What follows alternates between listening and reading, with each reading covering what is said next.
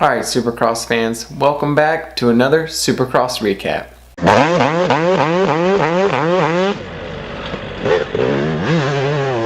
Alright guys, coming to you from round 8 in Detroit. It was the second Triple Crown event of the year, the first for the East Coast 250 guys, and it did not disappoint. Alright, so this week I'm going to jump straight into the 450s first. It was a pretty great race. A lot of people were hating on Eli Tomac last week for his results, but he came back through this week and proved that he's here to fight. So the 450 results were Eli Tomac took first overall with a 1:16. Cooper Webb finished second with a 6:21. Chad Reed coming in third on the podium with a third, a fifth, and a seventh for third overall. Shout out to the old guy coming through. Ken Roczen finished fourth overall this week with a fifth place, sixth place, and fifth place in the third main event. And Blake Baggett came in fifth overall with a fourth, 11th, second. I think Blake Baggett would have been somebody that probably would have had the overall if he wouldn't have messed up in the second main event. I mean, if you look at those scores out of anybody, he was almost the most consistent rather than Tomac. So Tomac came back. Everybody didn't like it. People were talking a lot of trash last week, even though it was just 1 week that Tomac did bad. I mean, he did really bad last week. He lost 16 points in the championship race. Now he's down to 13 after coming back this week. That's not that big of a points gap. Ken Roczen had a so-so night. I wouldn't say it was one of Ken Roczen's best nights this season at all. It was probably his worst night of the season.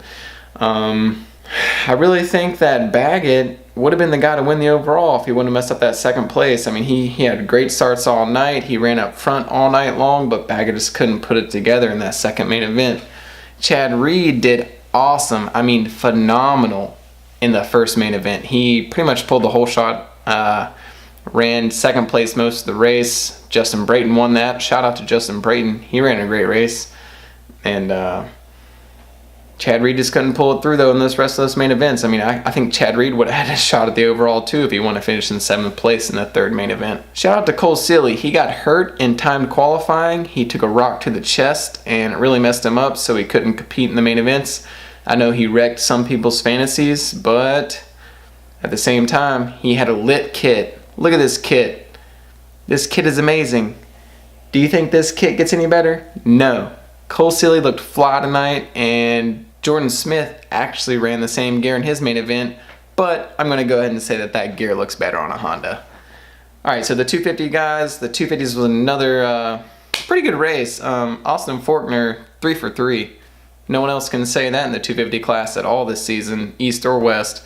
So the overall results this weekend was Austin Faulkner went 1-1-1. Jordan Smith went 2-2-4. Chase Sexton, who I thought was going to perform a little better this weekend, went 4-4-2. Justin Cooper went 3-5-3, which is pretty decent, but he had some mistakes. And Martin Davalos finally coming through in 5th place overall with a 5-7-5. Martin shows some great speed. Shout out to Martin. The overall points now for the 250 class is Austin Faulkner with 78, Jordan Smith with 65, Justin Cooper with 63, Chase Sexton with 60, and Alex Martin rounding up 5th place in the 250 East Coast with 51 points. The overall 450 points now are Cooper Webb still in 1st place with the red plate, 173. Ken Roczen still in 2nd place with 167. Marvin Musquin in 3rd place with 161. ET's right behind him in 4th place now with 160. And Dean Wilson is still in 5th place with 122. That's a big gap between 4th and 5th, but shout out to Dean Wilson. He's still in the top 5 in points this season. Who would have thought? Guy didn't have a ride coming in, and he's in the top 5 in points. Next week we have coming up, it's going to be the Atlanta Round 9 in the new Mercedes-Benz Dome. That place is awesome. I wish I would have went to that race, but I decided to go to Daytona. So I will be at Daytona. I hope to meet a lot of you guys at Daytona. It's going to be an awesome race. Hopefully I get to do a recap straight from the track. We'll see what happens with upload times and how much I may or may not drink while I'm there. But it's going to be the first East-West shootout of the year, and that's going to be an amazing 250 race. We're going to have Austin Faulkner, Adam Cincerillo, Jordan Smith, Colt Nichols, the list goes on and on. Dylan Ferrandez, Chase Sexton. Those are all the people I expect to battle for the win. I would be excited to see if Forkner comes to Atlanta and just lays it down like he has been the last 3 weeks. I really think that Forkner will do that. Let me know what you guys think in the comments. I appreciate all you guys watching. Shout out to the Motocross and Supercross Fans Fight Club on Facebook. If you guys watched this long, you guys are the best. Shout out to all my people that subscribe. Shout out to everybody who comments. Shout out to everybody who likes. Shout out to Jam24. We're going to go riding tomorrow at West Craven. Should be a pretty good time. I will have a moto vlog up from that day. Should be a good weekend, even though it's been raining on the East Coast for the past couple sneaks. We're going to try to sneak a ride day in, and hopefully it's a pretty good day. So I just want to say appreciate you guys. If you guys don't subscribe, go ahead and hit that button. Hit it right down there, the 904 Films. Subscribe.